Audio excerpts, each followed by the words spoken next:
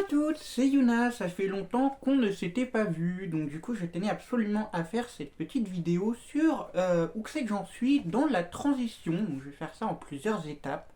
Comme vous pouvez le voir, du coup nouvelle coupe, nouvelle couleur, je suis revenu à la couleur origine, du coup qui était le brun, mais pour enlever le blond et tout ce qui était abîmé, j'ai dû faire un petit mélange de blanc. Donc, du coup, voilà, je sais pas si ça se voit, mais ce n'est pas le sujet. Le sujet, c'est par rapport à la transition et vous expliquer pourquoi mon absence, parce que justement, dans la transition, ça avance beaucoup, quand bien même les hormones ne m'ont pas été bénéfiques au niveau de la poitrine, malheureusement, mais ça, j'y reviendrai. Et du coup, je suis toujours à 6 doses d'œstrogène, une injection de décapeptile. Et pour ceux qui ne savent pas encore et qui auraient raté les premières vidéos, je vais vous spoiler un petit peu du coup, mais je vous invite quand même à aller les voir. Tout est changé. État civil, les prénoms, tout ça, c'est changé, ça y est, on y est. Et du coup, la carte d'identité, je n'ai pas eu besoin de passer devant un juge, j'ai pas compris. Parce que normalement, tu dois passer au tribunal de grande instance pour montrer qui tu es, mais je pense que les lois ont changé. Moi, je trouve que c'est assez dégueulasse de prouver qui on est devant des gens qu'on ne connaît pas, des gens de l'extérieur, alors qu'on sait qui on est. On n'a pas demandé à être en dysphorie de genre en fait. Donc du coup voilà. Mais je suis reconnue femme pour, enfin comme, voilà, je sais pas, j'ai pas le mot exact, mais aux yeux de l'état civil, ça y est. Aux yeux de l'État, aux yeux de tout le monde, c'est madame, voilà. Donc peu importe les commentaires que je pourrais me taper sur les réseaux, ça ne m'inquiète pas, je suis habitué et je m'en moque. Voilà. Donc la première étape, c'est que dernièrement, j'ai vu le 29 août précisément à 10h30, parce que normalement j'avais rendez-vous à 10h, mais j'étais un petit peu en retard parce que je pars en VSL, je passe toujours le permis, et c'est assez compliqué. Donc, avec mes faibles revenus, malheureusement, je ne peux pas conduire quand j'en ai envie. Mais là n'est pas le sujet, donc du coup je reviens sur le point que j'ai vu la chirurgienne le 29 août à 10h30, accompagnée en VSL, il y avait pas mal de monde, j'arrive en retard, tout. Franchement, au top. Au top. Je comprends les avis positifs 5 sur 5. Franchement, c'est une super dame.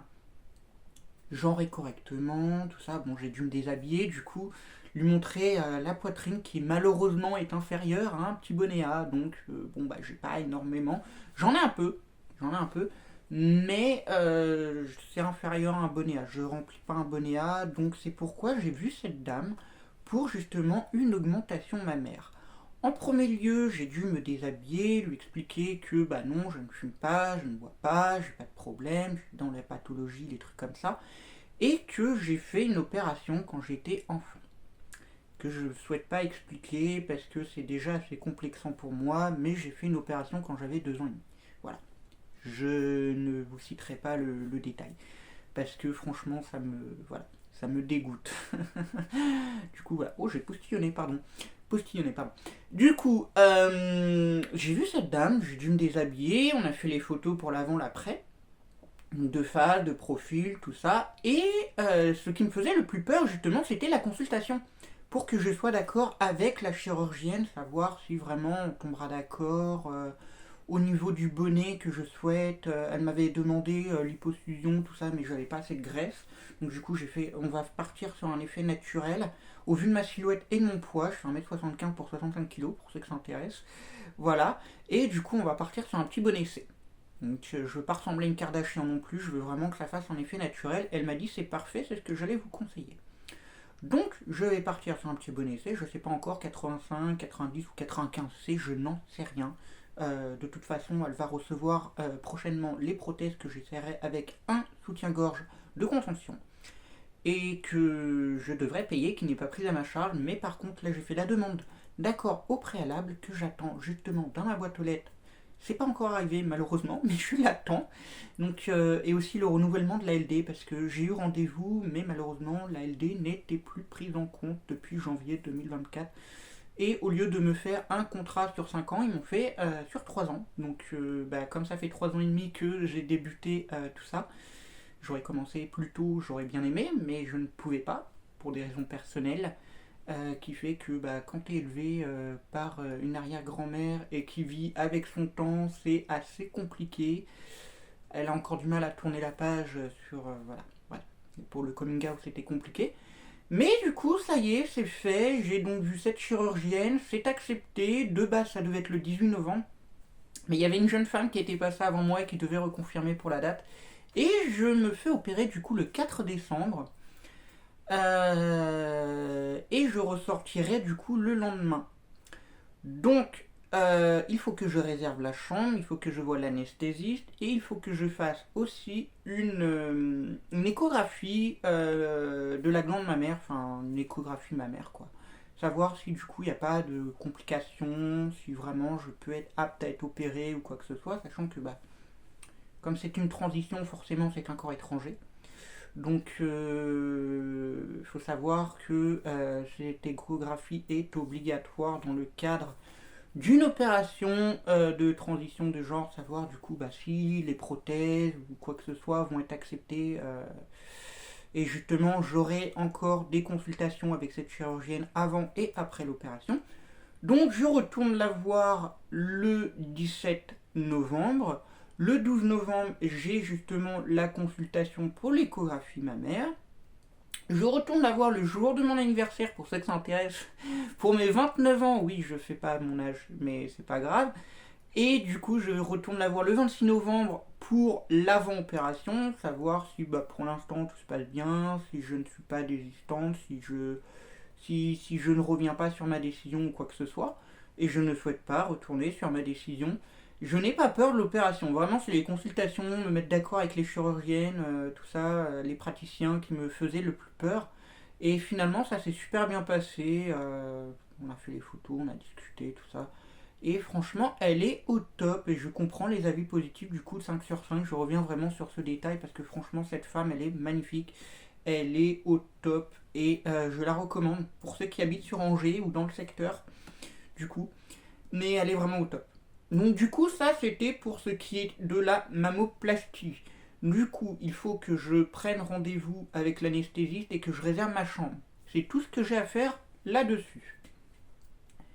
Après, tout ce qui est professionnel, je ne souhaite pas y venir parce que bon, bah, c'est pas le sujet de la vidéo. Et autrement, j'ai justement ma grande sœur de cœur, on va dire, qui est exactement dans le même cas que moi, qui fait une transition MTF, donc mâle tout femelle. C'est de l'anglais, donc homme vers femme, bref. Mais du coup, qui elle a rendez-vous une journée avant moi, donc du coup le 30 septembre et moi le 1er octobre. Donc il faut absolument qu'elle me réponde pour savoir ce que j'ai besoin de faire, où c'est qu'il faut que je m'inscrive, les papiers, les trucs comme ça, le site en visio, parce que du coup c'est en visio, il faut que je me connecte 10 minutes à l'avance. Et là c'est pour un autre chirurgien. Donc je vais passer au deuxième point qui est la vaginoplastie. La vaginoplastie, qu'est-ce que c'est? C'est l'opération de réassignation sexuelle. Donc pour nous, transgenres qui faisons une transition MTF, ceux qui souhaitent se faire opérer, que ce soit le haut, le bas, tout ça, c'est du coup la plus compliquée, on va dire. C'est celle qui, à mon avis, on va douiller le plus sa mère, mais je m'en fous. Je préfère être heureuse dans ma peau, me sentir bien, être confortable avec moi-même, enfin voilà. Parce que il y a vraiment beaucoup de complets et je ne peux plus. C'est infernal. C'est infernal. Je peux pas me regarder dans un miroir sans limite baisser les yeux ou me tourner, être de dos, des trucs comme ça. Donc la vaginoplastie vont se servir de ce qu'on a déjà. C'est-à-dire la peau, voilà, je ne peux pas non plus entrer dans les détails, mais ils vont se servir de ce qu'on a déjà pour reconstruire un néovagin. Ils appellent ça un néovagin parce que bah, du coup, c'est pas. Ouais, enfin, moi je considère que c'est un vagin naturel à partir du moment où il se sert déjà de ce qu'on a. Hein, les attributs masculins, c'est déjà naturel, donc ils se servent de ça pour construire un vagin. Donc, jusque-là, je pense que vous comprenez, et c'est vraiment mon cas, c'est vraiment mon souhait, et je souhaite aller jusqu'au bout et emmerder les gens qui m'ont quand même pas mal critiqué là-dessus, que ce soit dans les commentaires, que ce soit dans la famille, que ce soit dans un cadre extérieur, ça ne me regarde que moi. C'est mon choix, je sais ce que je veux, j'ai toujours eu ce sentiment où je me suis vraiment sentie femme, ça ne me regarde que moi et j'emmerde le peuple. Voilà. Donc qu'est-ce qui va se passer? C'est que ce 1er octobre, j'aurai rendez-vous avec le docteur Freton et son équipe en visio pour justement discuter de tout ça, ce que je souhaite. Vraiment, moi, ce que je veux, c'est très simple. C'est que ça soit le plus naturel possible. C'est tout. Le plus gênant, ça va être justement pendant ce truc-là, lui dire bon bah voilà, je veux ça, ça, ça. Mais c'est aussi se mettre encore une fois d'accord avec les chirurgiens, savoir du coup les interventions, des trucs comme ça. Donc je suis au courant de ce qui va se passer après. Et je suis au courant de ce qui va se passer pendant mon séjour à l'hôpital qui sera normalement de 3 jours et pas un jour comme 3 jours, une semaine, voire peut-être plus s'il y a des complications, que ce soit pour uriner, des trucs comme ça. Parce que du coup j'aurai une sonde urinaire pendant quelques temps, histoire de s'habituer, des trucs comme ça sans doute. Et j'aurai des dilatations à faire obligatoirement pour garder justement la profondeur de la cavité vaginale après opération. Donc ça va être le plus compliqué et c'est surtout aller à la pharmacie et leur donner le papier. Parce que moi, je ne souhaite pas dire un mot en fait quand je vais aller en pharmacie, leur dire bon écoutez, je me suis fait opérer pour un cas de transition de genre et de dysphorie, voilà. Et j'aurais besoin de ceci. C'est limite, tu vas pas dans un sex shop et tu demandes des mini-godes. Non. Et c'est un peu le cas, parce que du coup, tu dois te dilater et c'est comme si tu te foutais un god dans la chatte, quoi. Voilà, donc excusez-moi ma vulgarité, mais il faut dire ce qui est. Et du coup, c'est pas le plus gênant. Mais le plus gênant, c'est aller à la pharmacie et faire ça aussi pendant ton séjour où tu es à l'hôpital, parce qu'ils vont te dire, voilà, faut faire ci, et t'as les 3 modèles, le petit, le moyen, le gros.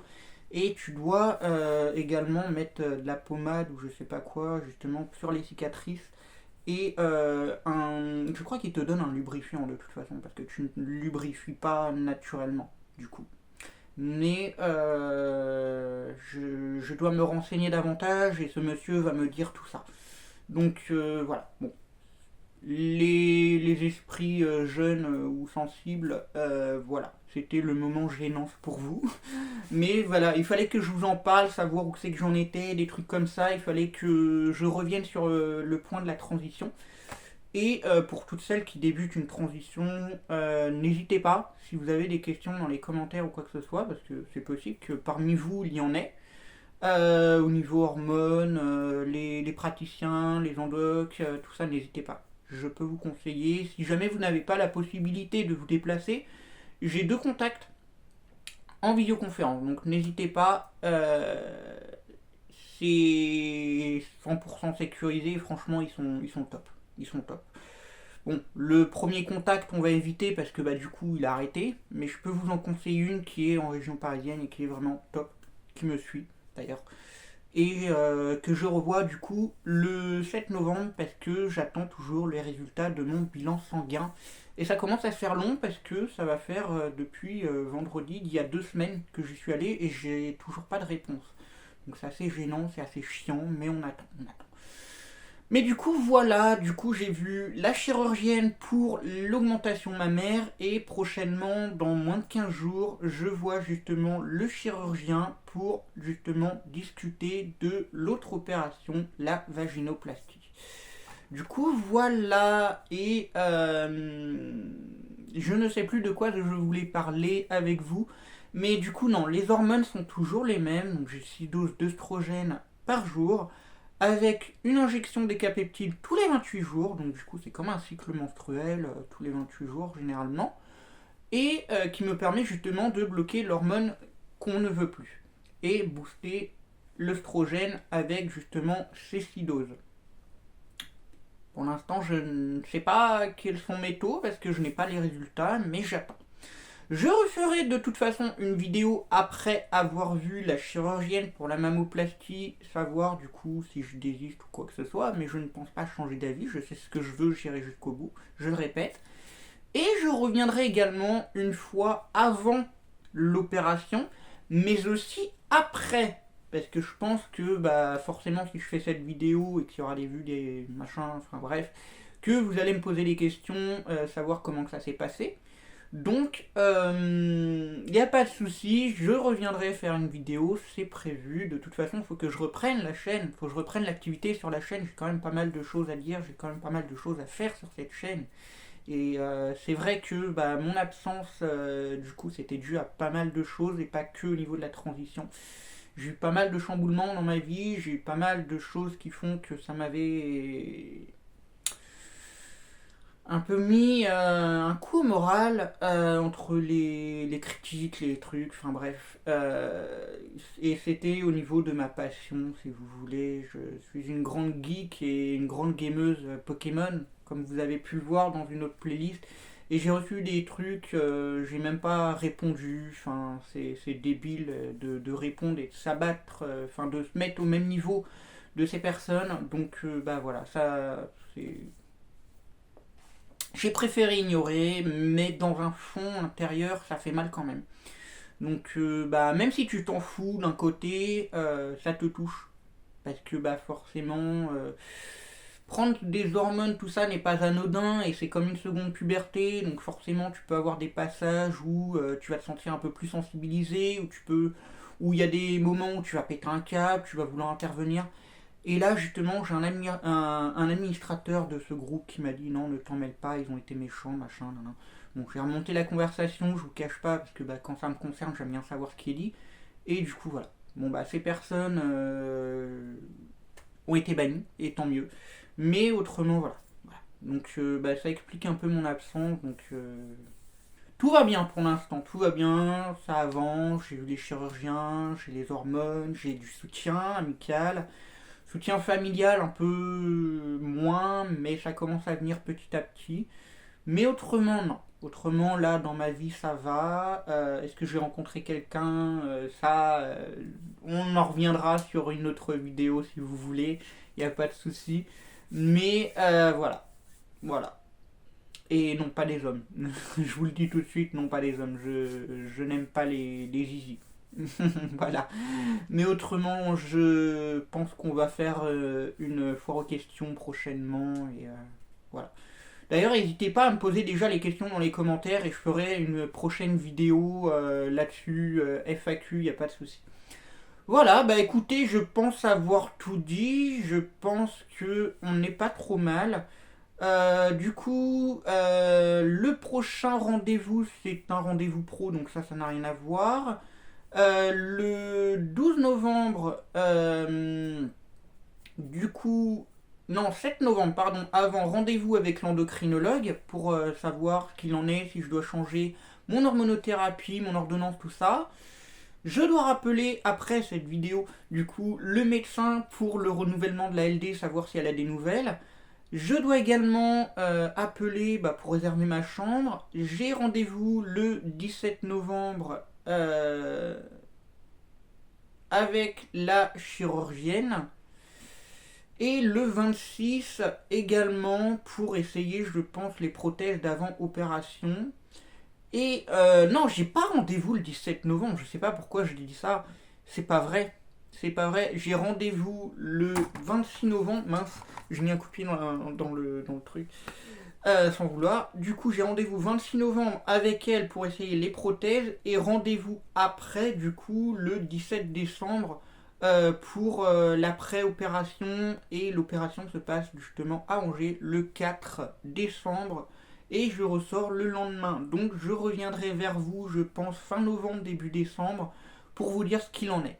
Voilà, je vous souhaite une bonne journée ou bonne soirée en fonction de l'horaire où la vidéo sera sortie. Là je tourne, on est actuellement le 18 septembre je crois, il est 15h, quelque chose comme ça, donc même pas 15h.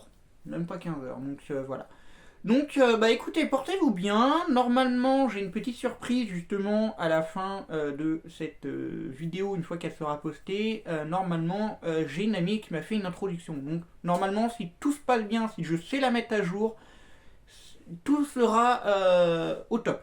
J'espère vraiment pouvoir l'introduire dans cette vidéo, cette petite introduction qui vous dit abonnez-vous, il n'y a pas de souci, avec la petite cloche de notification. Et pour ceux qui ne l'ont toujours pas fait et après cette vidéo, N'hésitez pas à lâcher un petit pouce bleu, ça fait toujours plaisir, c'est 100% gratuit et c'est super bon pour le référencement et franchement, j'apprécierais. N'hésitez pas à vous abonner si mon contenu vous plaît et regarder les différentes playlists et les différents contenus. Et puis on se dit à la prochaine. Bye tout le monde.